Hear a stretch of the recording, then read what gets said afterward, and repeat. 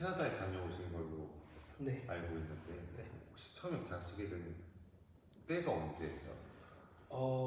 제가 중학교 2학년, 3학년 때부터 시작을 했던 것 같아요. 그래서 처음에는 어학연수 겸으로 가는데 그 이제 이유가 사실 이전에는 원래 운동을 했었어요. 근데 이제 허리 쪽에 조금 문제가 생겨서 조금 이제 할 수가 없게 그래서 이제 그만두고 난 시점부터는 그게 중학교 2학년, 3학년 때였던 것 같아요. 그때부터 사실 어린 나이임에도 불구하고 뭘 해야 될까? 이제 뭐 고등학교도 사실 그러니까 고등학교는 이미 플랜이 짜여져 있던 상태였기 때문에 운동으로. 네. 근데 이제 그게 무산돼 버리니까 조금 어떻게 해야 될까라는 생각에 주변 친구가 이제 처음에는 이제 동남아 필리핀 쪽으로 그때 당시 굉장히 붐이었어요. 그래서 네, 필리핀 어학연수를 이제 시작을 하게 10년 전이에요. 그쵸. 네. 그렇게 시작을 하게 됨으로써 이제 유학을 이제 시작했던 것 같아요. 그럼 이제 진로에 대한 고민 끝에 이제 유학을 결심하게 되신 거죠?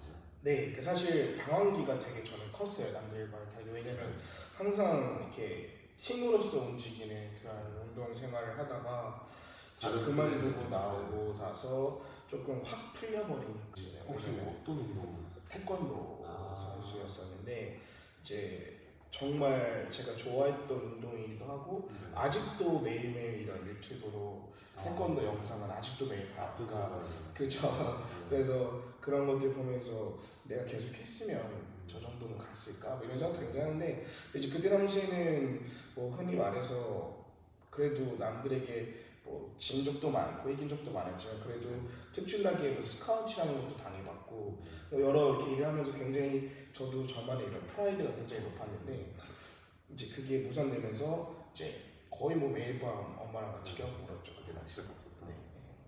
그럼 이제 그 일이 있고 얼마 뒤에 이제 캐나다를 가게 되신 거예요? 유학을 시작하게 된 건 처음에 이제 그만두고 나서 한 학기를 끝내놓고요. 2학기가 끝나고 겨울 방학 때 중2 때 한 번 갔고요. 그다음에 이제 중3 때 갔어요. 중3 거의 마칠 때쯤 한 번 가고 그다음에 아예 이제 어학연수 갔다 와서 그게 재미가 붙어서 아예 유학으로 그러니까 연수에서 유학으로 바꾼 거죠. 고등학교는 캐나다에서 나오시는 게 그렇죠. 네. 근데 이제 캐나다에서도 이제 제가 운동밖에 안 했었을 때라 아예 진짜 뭐 영어에 대해서 A, B, C, D밖에 모르고 캐나다에서? 네.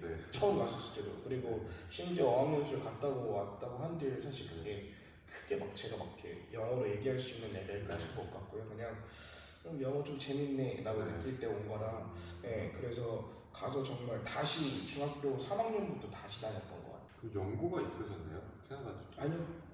전혀 없었어요. 그냥 혼자 갔고 그리고 고등학교 때는 이제 친구가 한 명이 이제 그쪽에 있었어서 친구랑 같이 있었던 것 같아요. 그리고 어차피 기숙사 생활이라 뭐 연고제 꼭 없어도 그냥 학교를 통해서 그냥 학교가 그쪽이 굉장히 시골이라 좀 영어 공부를 하기 위해서 그쪽을 선택을 했는데 마침 또 친구도 거기 있었어가지고 같이 학교를 다녔죠. 든든한 버팀목이 네. 그럼 이제 어학연수를 갔을 때랑 그 다음에 유학을 갔을 때랑 생활이 어떻게 달랐어요? 연수는 그냥 쉽게 얘기하자면 방학이라고 생각하시면 될 것 같아요. 방학. 그러니까 뭐 공부할 때는 공부도 해야 되고 놀 때는 또 놀 수 있는 그런 좀 자유로운 일상 속에서 영어를 배우고 즐길 수 있는 거라면 유학은 말 그대로 학교죠. 그러니까 정해진 시간에 학교도 가야 되고요. 학교 끝나면 과제라는 것도 해야 되고요. 뭐 학점이라는 것도 신경을 써야 되고요. 비용도 그만큼 더 많이 늘어나고 그래서 좀 두 개의 차이는 엄청 커요. 그럼 유학 때 하루 일과가 보통 어떻게 됐어요? 일단 아침에 일어나서 똑같이 학교 다니는 친구들처럼 이제 준비를 해서 한국 학교 등교 시간이랑 거의 비슷하게 시작을 했던 것 같아요. 9시부터. 그러니까 저희는 학교 자체 내에 기숙사가 있던지라 뭐 이렇게 미리 등교하지는 않고요. 딱 수업 종이 치면 그때 움직였어요. 그러니까 쉬는 시간 종이 한번 치고 그때 이제 교실로 가 있고 네. 9시가 되면 수업 종이 치죠. 그럼 이제 수업을 또 진행을 하게 되는데 조금 다른 점이 물론 학교마다 차이는 다 있겠지만 저희가 다녔던 학교는 시간표를 제가 짤 수 있었어요. 고등학교 때. 아, 대학교. 네. 그래서 이제 뭐 영어를 그러니까 메인 과목들을 다 오전으로 밀어버리고 이제 조금 뭐 좀 빠져도 되고 아니면 좀 시험시험 할 수 있는 과목들을 오후에 빼서 뭐 조금 중요한 뭔가 이렇게 과제가 있거나 숙제가 있으면 그 수업을 안 가고 뭐 자유시간 쓴다든지 뭐 좀 그렇게 유동적으로 많이 활용할 수 있어요. 네, 맞아요.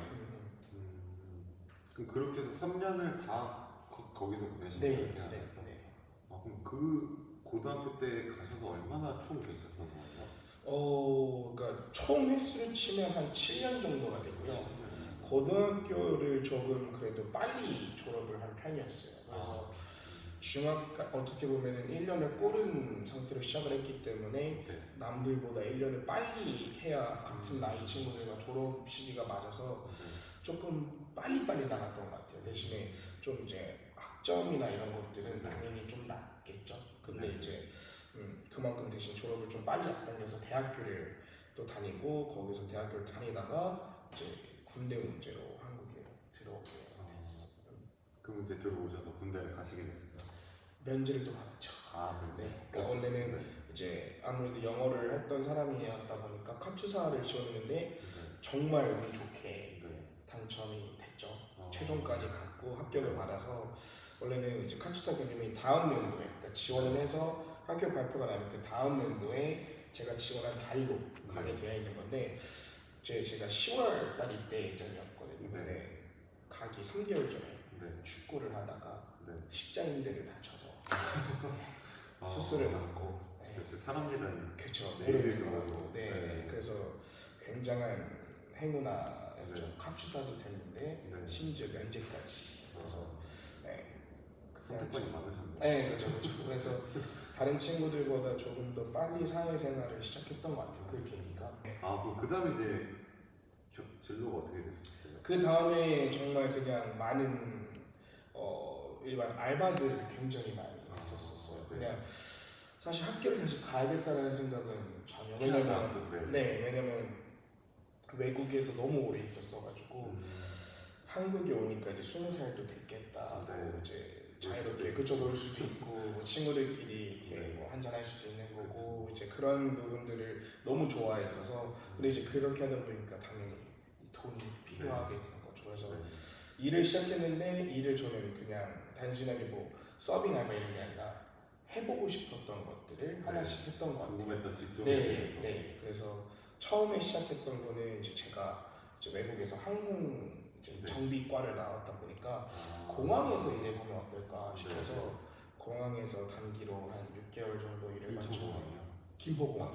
네, 그래서 일을 시작했던 것 같고 이제 그 일이 아무래도 물류 쪽 일이다 보니까 너무 힘들어서 6개월 하고 이제 그만두게 돼서 그만두고 그 다음에 시작했던 게 판매. 신발 판매를 그래서 뭐 일반 이런 뭐 브랜드 신발이 아닌 이제 그런 걸 다 모아놔서 파는 그런 신발들 있잖아요. 그런 데로 이제 가서 일을 했는데 이제 거기도 한 3개월 정도 일하니까 대충 뭐 이런 일이구나 싶어서 또 다른 일 해볼까 해서 네, 맞아요. 또 관심 분야도 바뀌어서 이제 또 시작했던 게 이제 어린 친구들이나 이런 친구들을 만나면서 좀 가르치는 해볼까 라는 생각도 하다가 또 그것도 얼마 못 갔던 것 같은데 그때 당시에는 사실 뭐 영어라는 것보다는 그냥 아이들과 놀아주는 그런 잠깐 홈 시스터 같은 그런 일을 했고요. 그 다음에는 이제 학원, 영어 학원이죠. 그래서 성인들이나 이제 어린아이들 대상으로 가르치는 학원에서 이제 일을 하다가 거기서도 1년 좀 안 됐던 것 같아요. 10개월 정도 일을 하고 거기 나와서 이제 지금 일을 하게 되고 근데 이제 그 모든 시간이 흘러가는 동안 영어 과외라는 직업은 계속 했었던 것 같아요. 한국에 오신 뒤로? 네, 그냥 그거는 계속 했었어요. 시간이 틈날 때마다. 그럼 제일 오래 하신 일이 그죠? 영어 과외 선생님이 가장 오래된 직종이죠 저한테. 그래서 지금 이제 또 그걸로 인한 사업까지 하게 되셨고. 뭐 그런 정말 사람 아까 말씀하신 것처럼 사람 일을 모른다는 게 네.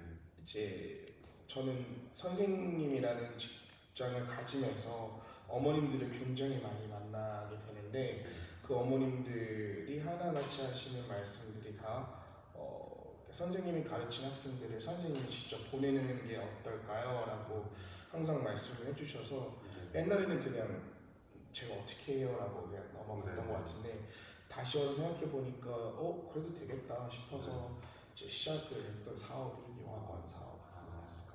근데 사실 영어 과외라는 게 모르겠어요. 그냥 프리랜서로 일하시는 분들도 많지만 저는 영어 과외도 역시나 사업으로 돌리고 있기 때문에 세금은 내야 돼서. 네. 그러시면 그때부터 얘기 말씀 들어보면 좀 흥미에 대한 그런 진전도가 되게 빠르신 것 같아요. 네. 내가 이제 흥미가 생기면 생각하고 어떻게 해야지 하기보다 일단 실천해서 부딪혀보고 그 후에 이제 생각을 하고 바뀔지언정 그런 스타일이신 것 같고. 예, 맞아요. 그 이제 그로 인해서 이제 내가 터득한 습득한 뭐 스킬이나 일에 대해서 바로 또 그 다음 전진하는 스타일이신 것 같아요. 네, 맞아요. 굉장히 빨라요.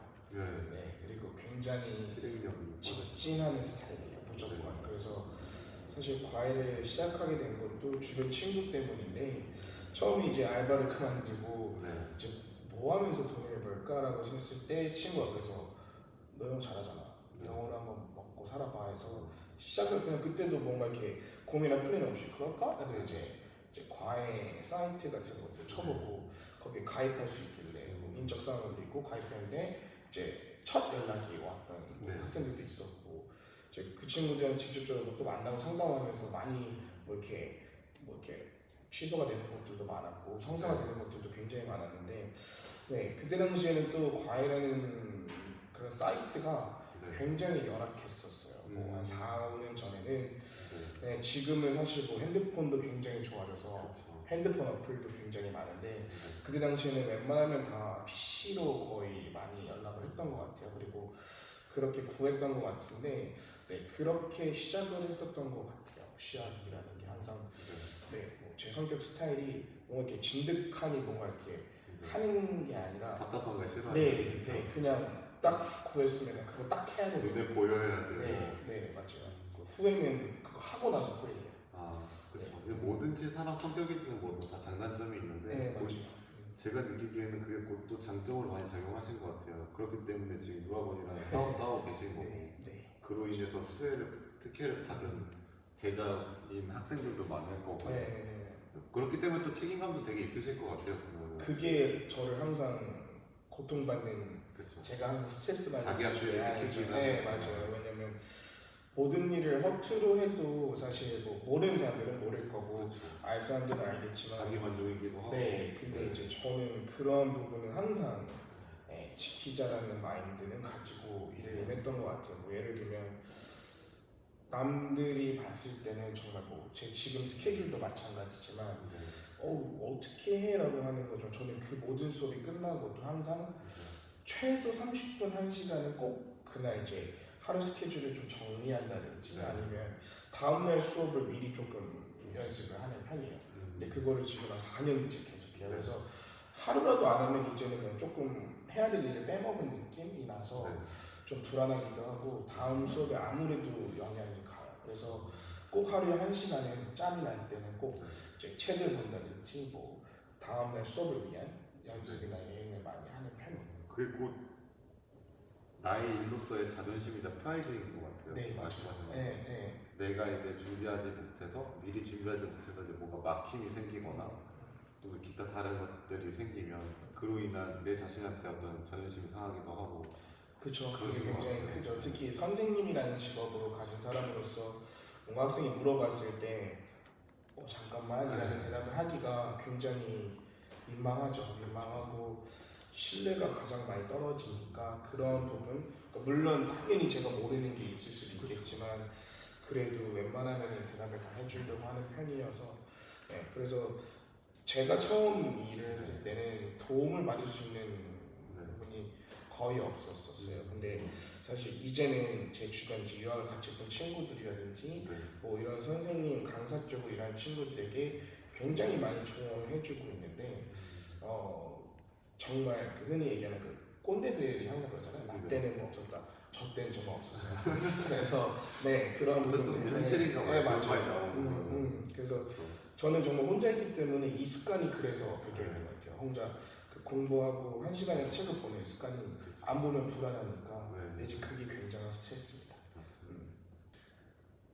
그럼 첫 제자가 어떤 경로로 해서 맞이하게 됐어요? 그냥 지금은 기억이 안 나는데 네. 어떤 사이트였을 거예요. 연락이 왔던 게 제가 아마 처음 가입했었던 과외 사이트였던 것 같은데 이제 지금도 연락은 하고 지내요. 그리고 지금 그분도 이제 요가 막 이런 거 하시는 분이라서 유튜브로도 활동하고 계시고 근데 이제 그분이랑 뭐 이제 처음 연락이 왔던 이유 중에 하나는 싸서 근데 당연히 제가 뭐 경력도 없고 하다 보니까 시작이다 보니까 막 다른 분들처럼 비싼 금액은 시작할 수가 없었고요. 이제 분당이었는데 분당이 한 회 수업당 이제 보통 저희가 시간제로 움직이니까 강사들은 그러니까 2시간 수업이었어요. 근데 왔다 갔다가 더 많이 걸렸던 것 같아요. 근데 이제 그러면서도 이제 열정페이라고 하죠. 그 페이를 받으면서 계속 꾸준히 한 2달, 3달 정도 처음 시작했던 것 같아요. 그래서 그때 당시에는 내 사이트로 보고 구했었고 그 사이트로 첫 학생을 구했었는데 마침 그 학생이 또 이제 성인이었죠. 성인이었고 말도 잘 통했어서 좀 잘 협의가 이루어져서 네 그게 잘 됐던 것 같아요. 혹시 그럼 그때는 페이를 어느 정도 받으셨는지 여쭤보겠어요? 그때는 저희가 아무래도 뭐 시간제와 타임 횟수제로 정하다 보니까 보통 한 처음 시작은 20만 원, 25만 원. 근데 이제 뭐 그때 당시에는 차가 있었어가지고 차로 왔다 갔다 하긴 했는데 이제 기름값이 사실 더 나왔죠. 일산에서 분당을 이제 한 달치로 치면 그리고 다른 수입이 있은 상태에서 했으면 괜찮았을 텐데 그때 당시에는 그 한 명이 제 전부였었어요. 커리어를 쌓고자 그쵸. 선생님이지만 선생님 입장에서 투자를 하신 거네요. 그렇죠. 그래서 정말 열정페이를 받으면서 왔다 갔다 하면서 경험도 되게 많이 되고 또 이제 그때 당시에는 그 친구도 수업을 하다 보면서 이동하니까 뭐 서울권에서 이제 수업을 거의 많이 하긴 했는데 이제 퇴근 시간이 엄청 막히잖아요. 그런 것까지 다 이제 감안을 해서 해야 되는 거였기 때문에 굉장한 일주일에 2번 그리고 한 회당 2시간이니까 2번에 4시간. 그러면은 월로 치면 16시간. 그죠. 16시간에 25만 원부터 시작을 했었던 걸로 기억해요. 그러면 그게 보통 이제 흔히 이제 사람들은 다른 사람의 직업을 생각할 때 쉽게 이제 시급이라는 개념처럼 그렇게 생각을 하잖아요. 네, 그렇죠. 근데 이제 또 그게 현실과는 다른 게 말씀하셨던 것처럼 오고 가는 거리, 시간, 또 들어가는 비용 이런 걸 다 따졌을 때 나눠야 되는 건데. 맞죠. 네. 그러니까 일하는 시간이 아닌 뭐 기름값도 당연히 들어갈 거고, 뭐 당연히 제가 수업하면 저에 대한 그런 인건비도 당연히 포함이 될 거고, 이제 수업 외적으로 그 사람 수업 준비하는 거라든지 뭐 이런 모든 시간들, 뭐 카페를 가면은 이제 서로 사 먹는 커피값.